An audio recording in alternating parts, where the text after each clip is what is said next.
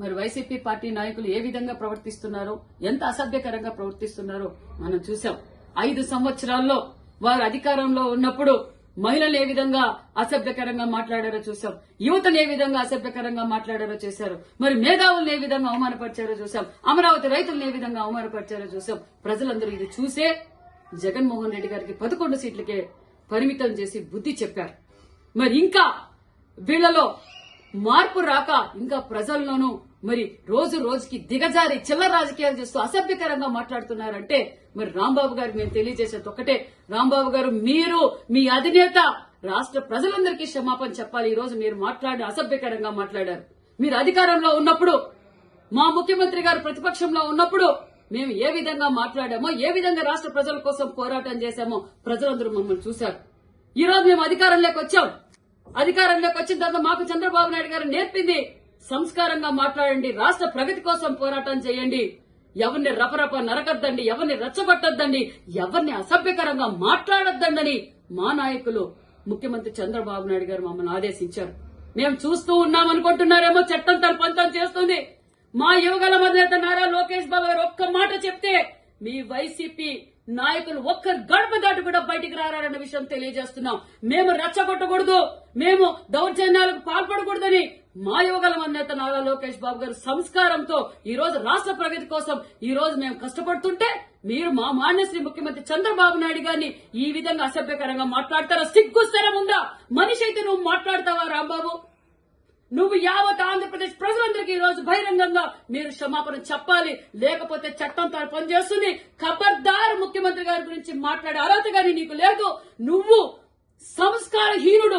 నువ్వు ఏ విధంగా మంత్రిగా ఉన్నప్పుడు పనిచేశావో యావత్ ప్రజలు చూశారు. నువ్వు మహిళలపైన ఏ విధంగా ప్రవర్తించావో మహిళలందరూ చూశారు. యావత్ ఆంధ్రప్రదేశ్ ప్రజలు నిన్ను చీకొడుతున్నారు. ఈ రోజు మరింత దిగజారిపోయి ఈ రోజు ముఖ్యమంత్రి గారిని మాట్లాడావంటే నువ్వు ద్రోహి, మహిళా ద్రోహి, యువత ద్రోహి. నీ అంత సంస్కారహీనులే లేరన్న విషయం కూడా తెలియజేస్తున్నాం. మరొక్కసారి నీకు తెలియజేస్తున్నాం, ఖబర్దార్. మా యువగల అధినేత అనుకుంటే ఒక్కడు కూడా నువ్వు బయటకు పెట్టలేవు. మేము నీకు సంస్కారవంతులం. మేము మీ అధినేత మీకు అది నేర్పలేదు. ఈ రోజు మా చంద్రబాబు నాయుడు గారు మమ్మల్ని అభివృద్ధి ధ్యేయంగా పనిచేయండి, ప్రజల కోసం పనిచేయండి అని చెప్తున్నారు. మేము రెచ్చపోతే ఒక్క గంట కూడా మీరు తట్టుకోలేరన్న విషయం కూడా మీకు తెలియజేస్తున్నాం. వైసీపీ నాయకులు అరాచకాలు మనం 5 సంవత్సరాలుగా చూసాం. ఒక్కొక్కటి బయటపడుతున్నాయి. మరి ఆ ఒక్కొక్కటి బయటపడుతుంటే చట్టం తన పని చేసుకుంటూ పోతుంటే మరి జగన్మోహన్ రెడ్డి గారు ఒక పక్క ప్రజలను నరికితే రపరప నరికితే తప్పేముందంటారు. మరి ఈ రోజు రాంబాబు గారు, అంబటి రాంబాబు గారు ఈ రోజు మాన్యశ్రీ ముఖ్యమంత్రి చంద్రబాబు నాయుడు గారిని ఏ విధంగా అసభ్యకరంగా మాట్లాడారో మనం చూసాం.